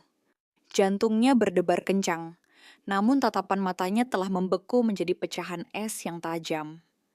Ia melangkah maju sekali lagi, dengan berani memasuki ruang di bawah payung pria itu. Ruang pribadi mereka menyusut hingga Kirana bisa merasakan suhu panas yang memancar dari dada bidang di hadapannya. Hembusan napas Kirana yang panas bercampur dengan aroma maskulin Bima menciptakan sebuah gesekan tak kasat mata yang sangat menyesakkan dan menuntut penyelesaian. Ia mengangkat wajahnya, suaranya tidak lagi bergetar, seperti seorang pengemis, melainkan bergema dengan ketegasan seorang ratu yang sedang bernegosiasi. Berhenti mengekspor sutra mentah yang murah. Desisnya setiap kata, napasnya membawa tekad yang merampas pendengaran Bima. Lihatlah kain sutra ini. Jika Anda menyediakan bahan baku dan perlindungan hukum, saya akan mengubah semua sutra dari kampung pulau menjadi mahakarya kerajaan. Margin keuntungan tidak hanya akan berlipat ganda, tapi 10 kali lipat. Kita akan mencekik rantai pasokan semua pesaing termasuk keluarga Kusuma. Ledakan kecerdasan dan kebencian yang memancar dari wanita kecil ini membuat Bima terpaku. Pria itu menunduk, menekan wajahnya lebih dekat ke wajah Kirana. Begitu dekat hingga ujung hidung mereka nyaris bersentuhan. Udara menegang bagai senar gitar yang ditarik maksimal, ritme napas Bima menjadi berat dan serak. Ia tidak melihat seorang menantu yang dibuang. Ia melihat seekor serigala betina alfa yang sangat memukau, yang sedang memamerkan taring dan cakarnya. Tekanan tak kasat mata dari tubuh pria itu mendorong Kirana mundur. Merampas oksigennya, menyudutkannya ke dalam sebuah sensasi yang menakutkan, namun sekaligus memberikan kepuasan pembebasan yang luar biasa. Sebuah rencana bisnis yang sangat brilian. Bisik Bima, suara seraknya membelai daun telinga. Kirana, tapi di dunia ini tidak ada jamuan makan yang gratis. Tangan besar pria itu melingkari pinggang Kirana. Sebuah pelukan yang tampak longgar, namun menyimpan tenaga yang sangat mendominasi menarik. Kirana menghindar dari genangan air berlumpur. Bima memberi isyarat kepada sopirnya untuk membuka pintu. Ia dengan lembut mendorong Kirana masuk ke dalam kabin, belakang yang dipenuhi kemewahan dan kehangatan. Saya setuju untuk bersekutu, bisikan Bima, terdengar bersamaan dengan hembusan, napas dingin yang menyapu tengkuk Kirana. Namun, kesetiaanmu harus dibuktikan. Saat pintu mobil hendak ditutup, seberkas kilat menyambar langit melemparkan seberkas cahaya putih yang menyilaukan ke dalam kabin mobil yang remang-remang. Tatapan mata Kirana tanpa sengaja jatuh ke atas karpet lantai mobil, di mana terdapat sebuah tutup kotak cerutu emas kecil yang tergeletak di sudut. Jantung Kirana seketika berhenti berdetak. Seluruh tubuhnya membeku, darah di pembuluhnya seakan berubah menjadi es. Tutup kotak cerutu emas itu adalah barang pribadi kesayangan Nyonya Widya, benda yang selalu dibawa kemanapun wanita tua itu pergi. Mengapa benda itu bisa tergeletak di dalam mobil rahasia milik Bima? Apakah pria yang kini tersenyum sambil duduk di sampingnya ini adalah cahaya penyelamat, ataukah ia justru sang dalang utama yang menarik benang dari sandiwara kejam yang telah menghancurkan hidupnya? Mungkinkah ciuman dari sang iblis selalu diawali oleh sebuah kebetulan yang mematikan, membuat kita terpaku dan bertanya-tanya, Apakah sosok yang sedang mengusap air mata kita adalah sang penyelamat? Ataukah justru sang pemburu yang telah memasang perangkap sejak awal mula dunia diciptakan? Di dalam kabin mobil yang gelap dan dipenuhi aroma kayu maskulin yang berat hawa dingin dari pendingin ruangan, seolah membekukan aliran darah Kirana. Pandangannya terkunci rapat pada tutup kotak cerutu emas yang tergeletak di atas karpet berbulu. Itu adalah benda kesayangan Nyonya Widya, sebuah simbol arogansi absolut yang selalu dibawa oleh wanita tua itu. Mengapa benda itu bisa ada di sini? Jantung Kirana berdebar keras memukul-mukul dadanya dengan rasa dingin yang menusuk. Sebuah pikiran mengerikan melintas di benaknya. Mungkinkah seluruh tragedi dalam hidupnya, mulai dari surat cerai hingga teror di luar sana, semuanya didalangi oleh pria bermata kelam yang sedang duduk di sampingnya ini? Ia menoleh dengan cepat, dadanya naik turun dengan hebat. Namun sebelum bibirnya yang bergetar sempat melontarkan pertanyaan, Bima telah menerkamnya. Dengan sebuah gerakan yang sangat mulus, namun membawa kekuatan dominasi yang mutlak, pria itu menekan tubuh tegapnya ke depan menyudutkan Kirana ke sudut kursi kulit yang empuk. Ruang pribadinya dirampas habis-habisan hanya dalam sekejap mata. Hembusan napas Bima yang membara menerpa pipinya membawa aroma pekat asap cerutu yang memabukkan. Tangan besar Bima meluncur perlahan di sepanjang sisi wajah Kirana. Jari jemarinya yang panjang menyusup ke dalam helaian rambutnya yang basah memaksa wanita itu untuk menatap langsung ke dasar matanya yang segelap malam. Kau sedang meragukanku, bisik pria itu, suaranya yang serak dan memikat bergetar tepat di sebelah daun telinga Kirana. Jarak antara bibir mereka begitu tipis, hingga Kirana bisa merasakan gesekan dari setiap tarikan napas pria itu. Bima tersenyum menyeringai, sebuah kilatan tajam melintas di matanya. Ia mengulurkan tangan memungut tutup emas itu, lalu melemparkannya ke asbak dengan gerakan penuh rasa jijik. Saya tidak menjatuhkannya. Saya mengambilnya dari meja kerja Widya pada hari wanita itu merampas perusahaan logistik milik keluarga saya. Ini adalah piala kemenangan, sekaligus pengingat akan hutang darah. Musuhmu adalah mangsaku juga. Pengakuan itu bekerja layaknya penawar racun disuntikan langsung ke dalam urat nadi. Kirana yang sedari tadi menegang hebat. Pergolakan batinnya perlahan mencair. Ia memejamkan matanya, membiarkan ketegangan di dadanya melonggar, membiarkan kehangatan dari tubuh Bima merengkuh seluruh kesepiannya. Di antara dua anak manusia yang penuh luka, sebuah aliansi bayangan telah resmi disahkan. Bertahun-tahun berlalu dalam kesunyian. Kampung pulau tidak lagi menjadi desa berlumpur yang miskin yang dimanipulasi oleh tengkulak tak berperasaan. Di bawah kendali Kirana, para perempuan yang dulu hanya menundukkan kepala, kini telah sepenuhnya menanggalkan budaya kepatuhan Enrimo. Mereka bertransformasi menjadi pengrajin-pengrajin tangguh di sebuah pabrik tenun sutra raksasa. Bima menyuntikkan modal yang sangat masif, membangun sistem permesinan canggih, dan mendirikan benteng perlindungan hukum yang tak tertembus. Sementara itu, Kirana menguasai seluruh proses produksi, menciptakan hamparan sutra bermotif yang begitu rumit dan indah. Hingga kaum elit sosialita memburunya dengan penuh dahaga. Sinergi antara kecerdasan Bima dan tangan emas. Kirana melahirkan sebuah kerajaan tekstil tak kasat mata bernama Grup X.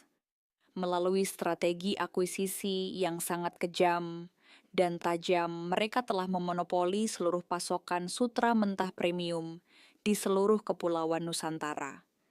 Kirana kini adalah presiden direktur rahasia. Perempuan yang mencekik rantai pasokan mode mewah mengubah seni balas dendam menjadi sebuah simfoni finansial yang sangat elegan, tanpa perlu mengeluarkan setetes keringat pun untuk berteriak atau berdebat. Malam ini di dalam ruang kerja yang terletak di lantai tertinggi gedung pencakar langit di pusat Jakarta, rintik hujan membelai kaca jendela anti peluru. Kirana berdiri menghadap jendela raksasa. Itu menatap kota yang tenggelam dalam cahaya kekuningan. Ia mengenakan gaun sutra berwarna merah anggur kain lembut itu, memeluk erat lekuk tubuhnya yang penuh dan menggoda. Postur dari seorang wanita yang telah membuang jauh-jauh segala kelemahan. Dari arah belakang, suara langkah kaki yang lembut terdengar di atas karpet tebal. Bima melangkah mendekat. Kehadirannya selalu membawa tekanan yang tak terlihat namun selalu berhasil membuat pikiran Kirana melayang. Bima berhenti tepat di belakang punggungnya. Kehangatan dari dada bidang pria itu menembus lapisan sutra yang tipis mengalir langsung ke kulit Kirana. Kedua tangannya yang besar perlahan meringkuh pinggang ramping itu menarik tubuh Kirana menempel erat padanya. Kirana mendongakkan kepalanya sedikit ke belakang menyandarkan dagunya pada bahu Bima yang kokoh. Bibir Bima yang membara meluncur pelan di sepanjang garis leher. Kirana, ciuman-ciuman kecil itu membawa gesekan yang penuh dengan kekuatan magis. Tangannya merayap naik membelai pelan bahu yang terbuka menyelinap, kebalik kain sutra memetakan lekuk tubuh yang sempurna. Ritme napas, Kirana mulai memburu dadanya naik turun dengan sangat cepat. Ruangan itu seakan kehabisan oksigen. Tekanan tubuh yang merapat belayan yang perlahan, namun penuh dengan rasa kepemilikan, menenggelamkan Kirana dalam pusaran emosi yang tak tertahankan. Tepat pada detik di mana gelora itu bersiap menghapus seluruh sisa logika saat bibir Bima hendak mengunci isakan tertahan di tenggorokan Kirana. Kring, kring. Dering telepon di atas meja kerja tiba-tiba menjerit keras setajam sebilah pisau yang memotong paksa benang sutra emosi yang sedang terjalin. Bima terhenti, sorot matanya menggelap. Kirana mengerjapkan mata, berusaha menarik napas dalam-dalam untuk memanggil kembali kewarasannya. Ia melangkah maju mengangkat gagang telepon.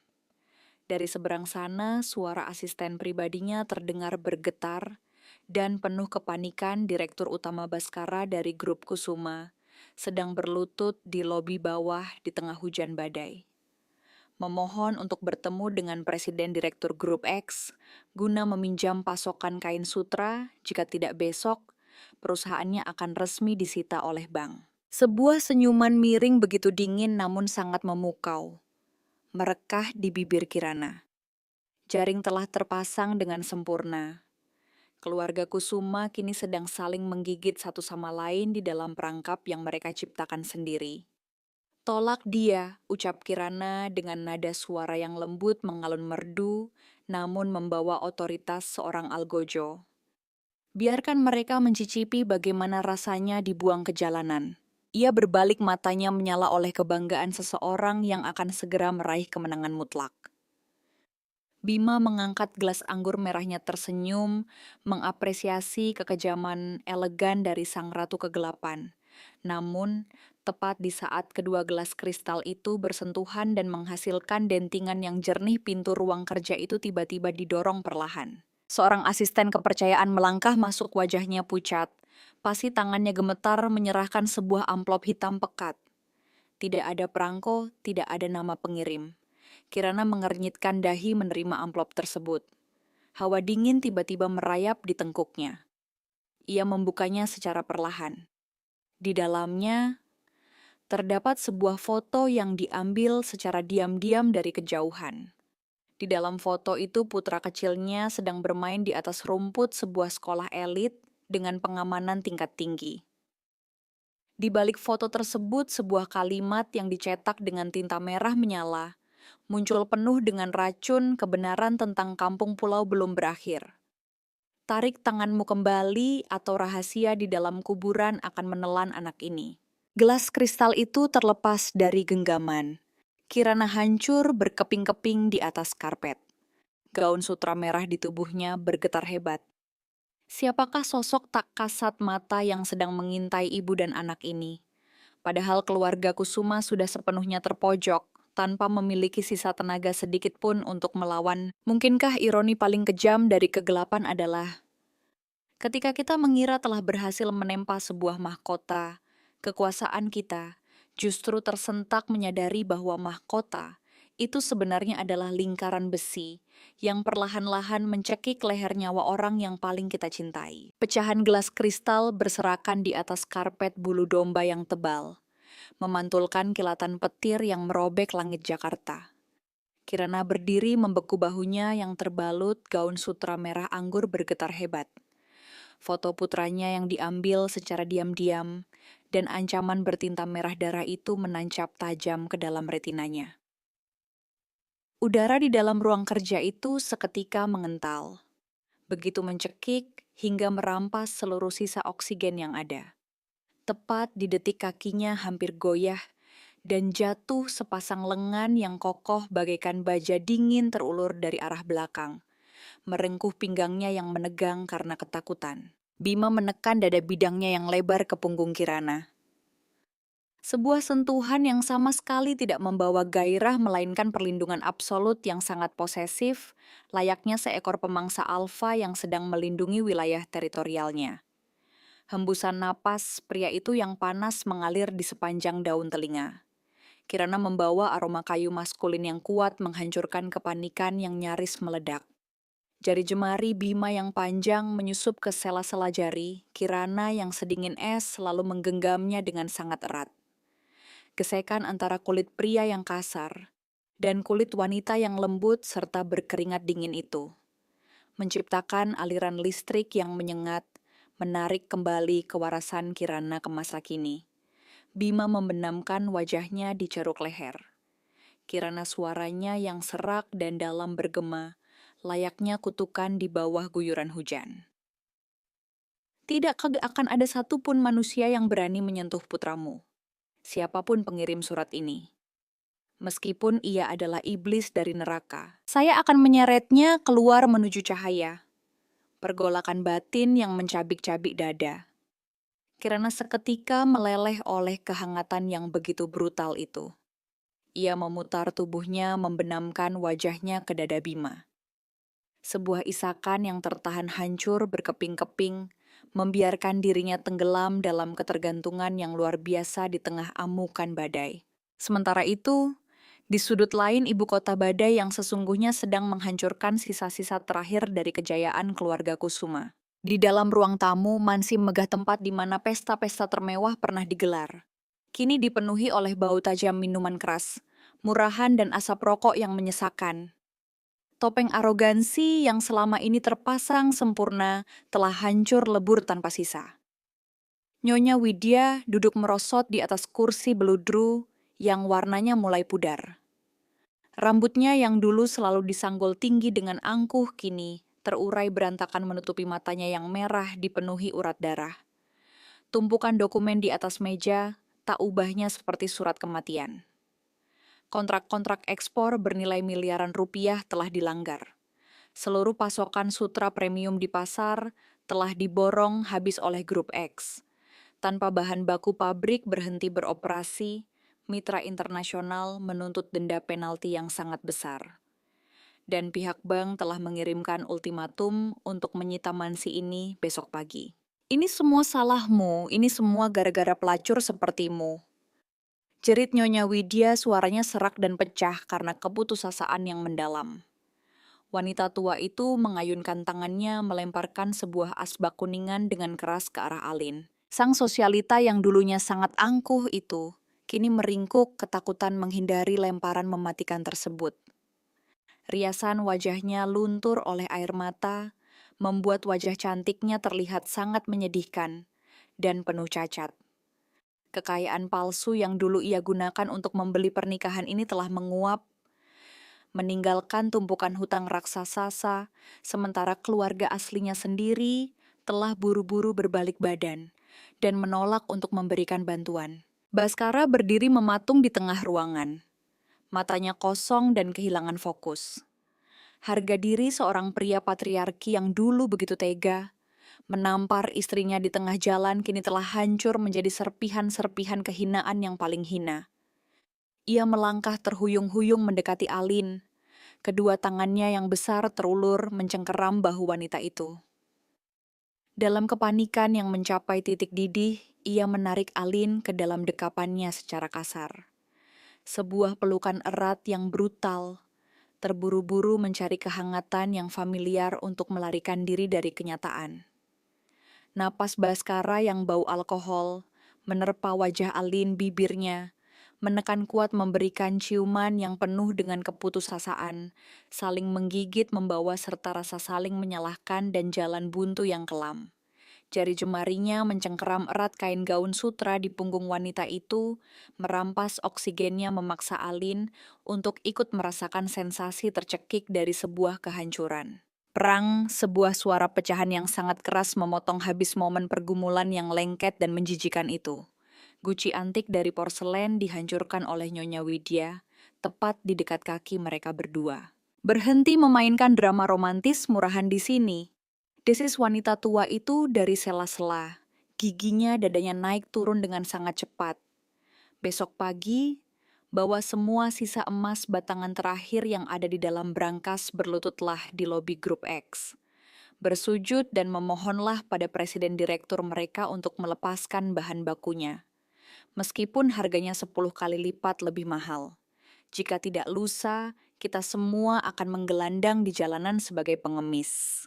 Baskara menjatuhkan kedua tangannya dengan lemas. Kakinya bergetar. Citra seorang tuan muda yang angkuh telah runtuh sepenuhnya. Ia mengangguk pelan, menerima untuk menelan racun penghinaan yang paling pahit ke dalam perutnya. Bersiap melangkah masuk ke dalam sarang harimau, untuk mengemis belas kasihan dari seorang presiden direktur rahasia yang wajahnya pun belum pernah ia lihat. Keesokan paginya, gerimis masih menyelimuti langit Jakarta. Di dalam ruang kerja grup X yang sangat tenang, Kirana duduk di atas kursi kulit kebesarannya. Matanya yang sedingin es menatap lurus ke layar kamera pengawas. Di balik dinding kaca lobi di bawah sana, Nyonya Widya dan Baskara sedang berdiri, kedinginan membungkuk dan memeluk erat sebuah peti kayu berisi batangan emas terakhir mereka. Sorot mata mereka penuh dengan kehinaan menunggu nama mereka dipanggil masuk. Tepat pada detik itu, pintu ruang kerja terbuka. Bima melangkah masuk, membawa hawa dingin yang menusuk tulang. Ia berjalan mendekati meja kerja, menopangkan kedua tangannya di atas permukaan kaca, mempersempit jaraknya dengan Kirana. Hembusan napasnya terasa berat membawa sebuah rahasia gelap yang baru saja digali dari kedalaman bumi. Bima memiringkan kepalanya sedikit mendekatkan bibirnya ke daun telinga Kirana. Suara bisikannya bergema layaknya lonceng kematian. Ia membisikkan identitas asli dari seseorang yang telah mengirimkan amplop hitam berisi foto ancaman semalam. Jantung Kirana mendadak berhenti berdetak. Pupil matanya melebar hingga batas maksimal. Napasnya tercekat di pangkal tenggorokan. Orang itu bukanlah pesuruh dari keluarga Kusuma, melainkan seseorang dari masa lalunya, seseorang yang telah ia kuburkan dengan tangannya sendiri. Sebuah nama yang tidak pernah ia duga seumur hidupnya. Akan bangkit dari alam kubur untuk menuntut nyawa ibu dan anak ini. Mungkinkah harga termahal dari sebuah pengkhianatan bukanlah saat kita kehilangan seluruh harta dan kemewahan, melainkan detik di mana kita harus berlutut, bersujud di bawah kaki seseorang yang dulu pernah kita injak-injak ke dalam lumpur yang paling hina. Di dalam ruang kerja yang sunyi, di puncak gedung pencakar langit ibu kota Jakarta, suara hujan masih terus menghantam kaca anti peluru. Foto candid anak kecil beserta ancaman berwarna merah darah, itu kini telah remuk dalam genggaman Kirana. Seluruh tubuhnya sedingin es. Ketakutan naluriah dari seorang ibu membuat napasnya terputus-putus. Tepat di saat kepanikan itu bersiap menelan habis kewarasannya. Sebuah pelukan yang membawa suhu membara terjulur dari arah belakang merengkuh erat pinggang rampingnya. Bima menekan dada bidangnya yang lebar dan kokoh ke punggung Kirana yang sedang bergetar hebat. Hembusan napas pria itu mengalir di sepanjang daun telinga. Kirana membawa aroma kayu cendana yang maskulin, berbaur dengan ketenangan mematikan dari seekor predator agung. "Jangan takut!" bisik Bima, suaranya yang parau bergema, layaknya sumpah yang dipahat di atas batu karang. Meskipun pengirim surat ini adalah hantu dari dunia kematian, saya akan menyeretnya keluar menuju cahaya dan menghancurkannya berkeping-keping di hadapanmu. Tangan besar pria itu meluncur di sepanjang lengan Kirana. Jari jemarinya yang panjang dan kuat membelai lalu menyusup dan menggenggam erat. Jari jemari Kirana yang berkeringat dingin. Gesekan antara kedua telapak tangan itu membawa sebuah kekuatan perlindungan yang absolut. Tatapan mata Bima menggelap. Ia perlahan memutar tubuh Kirana, menekan tubuh wanita itu ke dadanya. Jarak antara kedua wajah mereka menyempit hingga tidak ada lagi ruang untuk penolakan. Tatapan mata pria itu mengunci erat bibir Kirana yang sedikit terbuka. Sebuah gairah kerinduan yang sangat kuat meledak menghapus segala batasan. Ia menunduk napasnya yang panas bergesekan dengan ujung hidung. Kirana bersiap merampas isakan tertahan di tenggorokan wanita itu. Tit, tit, suara dering dari sistem interkom internal. Menjerit tajam memotong putus benang emosi yang sedang tertarik kencang, layaknya sebilah pisau tak kasat mata. Kirana tersentak kaget, napasnya memburu, dan ia buru-buru mundur selangkah. Bima mengerutkan keningnya, sebersit rasa kecewa dan aura membunuh melintas di dasar matanya. Melalui sistem komunikasi suara asisten terdengar sangat jelas. Para tamu dari keluarga Kusuma telah diantar naik, dan kini berada di depan pintu. Waktu penghakiman terakhir telah tiba. Kirana menarik napas dalam-dalam merapikan kembali lipatan pada gaun sutra merah anggurnya. Aura lemah dari seorang menantu yang dibuang telah menguap sepenuhnya, digantikan oleh otoritas mutlak dari seorang ratu kegelapan. Ia melangkah menuju kursi presiden direktur, yang membelakangi pintu duduk dengan sangat anggun melempar pandangannya menatap kota yang sedang ditenggelamkan oleh badai. Pintu kayu ek raksasa itu terbuka. Suara langkah kaki yang ragu-ragu dan basah kuyup menginjak karpet tebal.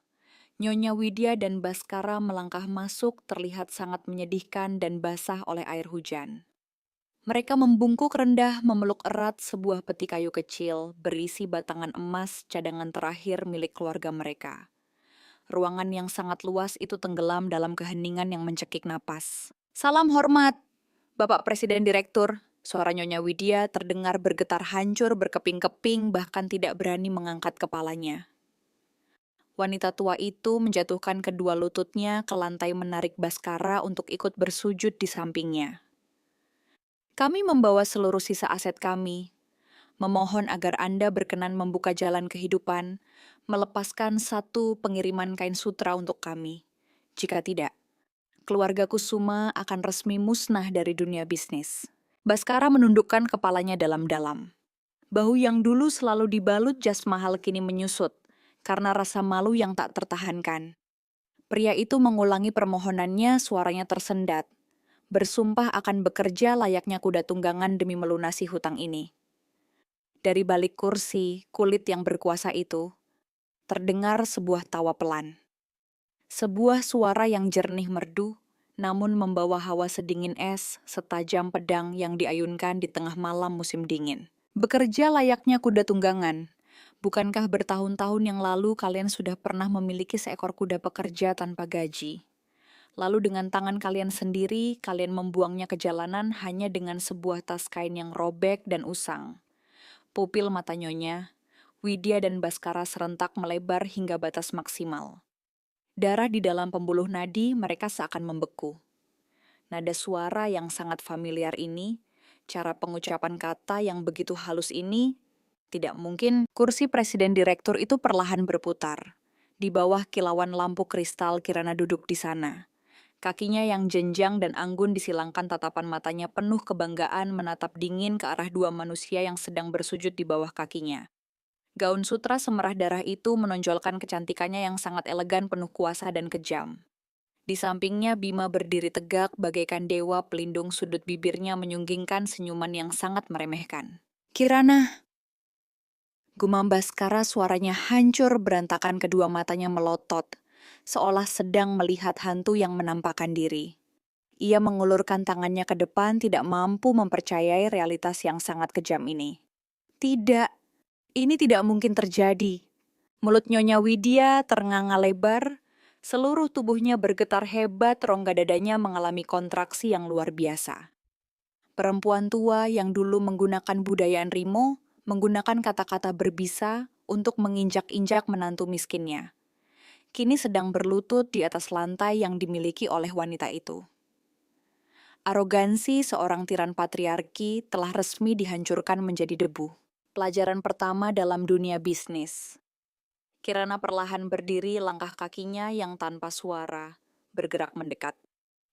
Adalah jangan pernah menyudutkan seorang ibu hingga ke jalan buntu. Ia mengambil dokumen kontrak permohonan. Mereka tersenyum, lalu secara perlahan merobeknya menjadi serpihan-serpihan kecil, membiarkannya berjatuhan di atas karpet tepat di depan wajah mereka. Pada saat yang sama, pintu ruangan kembali didobrak terbuka. Pasukan kepolisian Divisi Kejahatan Ekonomi menyerbu masuk. Bima telah menyerahkan seluruh bukti penggelapan pajak, penipuan finansial, dan pencucian uang keluarga Kusuma. Borgol besi yang dingin mengunci rapat pergelangan tangan Nyonya Widya dan Baskara. Suara jeritan tangisan dan permohonan ampun mereka menggema di sepanjang lorong. Namun tidak ada satupun orang yang merasa kasihan. Karma telah dijatuhkan dengan cara yang sangat brutal namun luar biasa elegan. Di sebuah ruangan lain yang tenang, Pak Surya, ayah mertua, yang berhati mulia itu telah dijemput oleh asisten Kirana sejak awal. Beliau duduk di atas kursi roda, menatap punggung keluarganya yang sedang digiring pergi. Kirana melangkah mendekat berlutut dengan satu kaki, lalu dengan lembut menggenggam kedua tangan keriput pria tua itu. Ia membisikkan kata terima kasih atas tas robek di masa lalu. Langit mungkin membiarkan kejahatan berjaya untuk sesaat, tetapi Tuhan selalu tahu cara melindungi hati yang tulus dan penuh kebaikan. Ketika semuanya telah mereda, ruang kerja itu hanya menyisakan mereka berdua. Badai di luar jendela kaca tampaknya semakin mengamuk dengan liar. Bima melangkah maju mengunci pintu ruangan dengan rapat. Suara klik yang kering terdengar mengunci dunia luar yang bising. Ia berbalik, sepasang matanya yang hitam kelam kini menyala oleh kobaran api yang tidak bisa lagi dikendalikan. Ia mengambil langkah-langkah panjang mendesak. Kirana mundur, terus mundur hingga punggung telanjangnya menyentuh permukaan kaca anti peluru yang membekukan. Kontras antara kaca yang dingin dan tubuh Bima yang membara membuat Kirana bergidik pelan. Pria itu mengangkat tangannya. Satu tangan melonggarkan dasi, di lehernya tangan yang lain menekan kuat pada permukaan kaca tepat di samping telinga Kirana. Ruang pribadi telah terhapus sepenuhnya. Hembusan napas pria itu memburu menerpa sisi wajah Kirana, membawa serta rasa kepemilikan yang brutal dari seorang pria yang telah menahan diri terlalu lama. Semuanya sudah berakhir. Bisik Kirana, suaranya sangat tipis, matanya menatap ke atas dengan penuh damba. Belum diagram, Bima. Mulai detik ini, kau benar-benar menjadi milikku. Ia tidak membiarkan wanita itu memiliki kesempatan untuk mengucapkan sepatah kata pun lagi. Bibirnya menunduk mengunci rapat bibir. Kirana yang sedang bergetar. Sebuah ciuman yang diawali dengan belayan sebuah penjajakan. Yang tiba-tiba berbelok arah menjadi badai topan yang brutal dan penuh gairah. Tangan besar Bima meluncur menyusuri lekuk gaun sutra itu, meremas pinggang Kirana dengan kuat, menekan tubuh wanita itu ke tubuhnya sendiri, hingga tidak menyisakan ruang sedikit pun. Ritme sentuhan meningkat dari kelembutan menjadi tuntutan yang luar biasa. Kirana memejamkan mata rapat-rapat, kedua tangannya secara tak sadar mencengkeram kerah kemeja pria itu. Oksigen dirampas secara total napas, Kirana terputus-putus, dadanya naik turun menuntut udara. Namun ia sama sekali tak rela untuk mendorong Bima menjauh. Pergolakan antara keinginan untuk melepaskan diri dari dominasi ini dan hasrat untuk tenggelam lebih dalam membuatnya mengeluarkan rintihan tertahan di pangkal tenggorokannya. Kehangatan menyebar membakar seluruh panca indera. Tangan Bima mengusap punggung Kirana. Sebuah gesekan yang begitu halus menciptakan sensasi menggelitik yang membuat tubuh mati rasa. Pria itu menekannya semakin erat, ciumannya perlahan turun ke leher yang jenjang, meninggalkan jejak-jejak yang terasa panas membakar. Kirana memiringkan kepalanya ke belakang, seluruh tubuhnya seakan meleleh menjadi air. Semua kesadaran runtuh yang tersisa hanyalah puncak tangka dari emosi yang paling jujur, paling cemerlang, setelah melewati hari-hari panjang yang tenggelam dalam kegelapan. Namun, tepat pada detik di mana dua jiwa itu saling berjalin erat dalam ekstasi yang luar biasa. Sebuah suara getaran yang sangat pelan terdengar dari ponsel terenkripsi yang tergeletak di atas meja kerja Bima. Layar ponsel menyala. Sebuah file video diterima dari nomor tanpa identitas. Pada gambar mini video tersebut terlihat sosok pria berjubah hitam sedang berdiri di tepi jalan di bawah sana. Mendongakkan wajahnya yang dipenuhi bekas luka, menatap tajam tepat ke arah jendela kaca, tempat Kirana dan Bima sedang berdiri. Disertai dengan sebuah pesan singkat yang setajam silet, permainan yang sesungguhnya baru saja dimulai. Rasa dingin yang menusuk merayap di sepanjang tulang belakang. Siapakah musuh dalam bayangan itu? Dan masa lalu mengerikan apa yang sedang bersiap untuk bangkit dari alam kubur. Halo jiwa-jiwa yang sedang berdebar bersama kami di malam ini. Begitulah, perjalanan transformasi yang penuh darah dan air mata dari Kirana telah ditutup dengan sebuah kemenangan yang luar biasa menegangkan. Namun kegelapan sepertinya belum rela melepaskan wanita itu begitu saja. Tim penulis ingin menyampaikan ucapan terima kasih dari lubuk hati yang paling dalam kepada kalian semua. Para penonton luar biasa yang telah menemani berempati dan ikut meneteskan air mata bersama karakter kita sepanjang episode-episode yang lalu.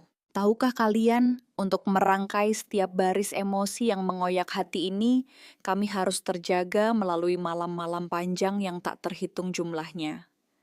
Meramu setiap kata dengan hati-hati untuk memberikan pengalaman yang paling nyata bagi kalian. Jika kisah malam ini berhasil menyentuh hati kalian, tolong berikan tambahan energi bagi tim kami dengan menekan tombol suka. Like, tinggalkan sebuah komentar komen untuk membagikan perasaan kalian. Dan jangan lupa untuk berlangganan saluran ini, subscribe ya. Setiap interaksi dari kalian adalah sumber motivasi yang tak ternilai harganya. Nyala api yang menghangatkan kami untuk terus begadang menciptakan karya-karya yang jauh lebih hebat lagi. Bagi kalian yang baru saja melangkah masuk ke dunia ini, silakan putar kembali dan dengarkan episode-episode sebelumnya agar kalian bisa merasakan secara utuh setiap kepedihan yang tertahan hingga detik-detik kebangkitan Kirana yang luar biasa. Dan sekarang, siapakah hantu berwajah luka dari masa lalu itu? Apa makna dari pesan misterius tersebut? Silakan nyalakan lonceng notifikasi sekarang juga. Karena jawabannya akan terungkap pada episode selanjutnya yang akan mengudara besok malam. Semoga malam kalian dipenuhi kedamaian, dan sampai jumpa di sudut-sudut rahasia jiwa yang berikutnya.